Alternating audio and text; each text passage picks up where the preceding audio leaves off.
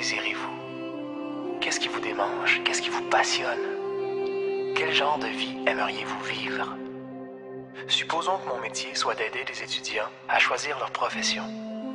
Qu'ils viennent à moi et qu'ils me disent « On vient juste de terminer l'école secondaire ou la fac et on se demande encore quoi choisir comme métier. » Et qu'alors je leur pose cette question.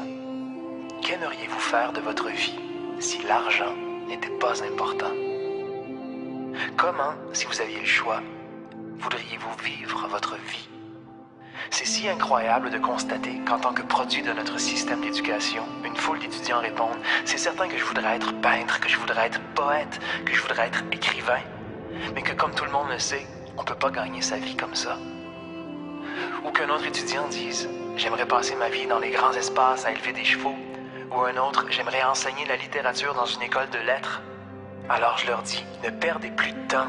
Qu'est-ce qui vous fait vibrer passionnément? » Et quand on met enfin le doigt sur quelque chose et que l'élève me dit « Voici ce que j'aimerais vraiment faire », je lui réponds « C'est exactement ce que tu vas faire. Ne pense plus à l'argent.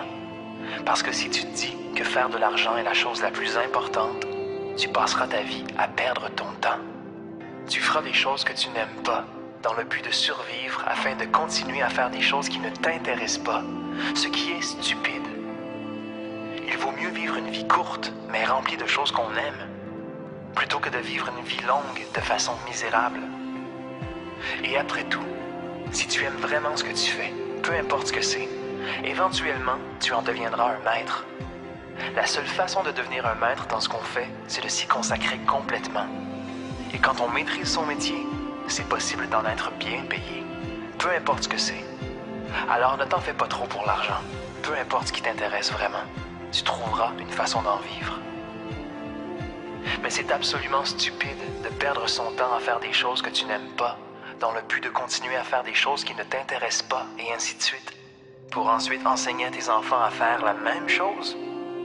Tu vois, ce qu'on fait, c'est qu'on enseigne à nos enfants à vivre le même genre de vie qu'on a vécu, afin qu'ils puissent un jour se justifier et trouver une satisfaction dans le fait d'enseigner à leurs enfants, à bien enseigner à leurs enfants, à faire la même chose. C'est une suite sans fin qui n'aboutit jamais. C'est pourquoi il est si important de considérer cette question. Qu'est-ce que je désire vraiment?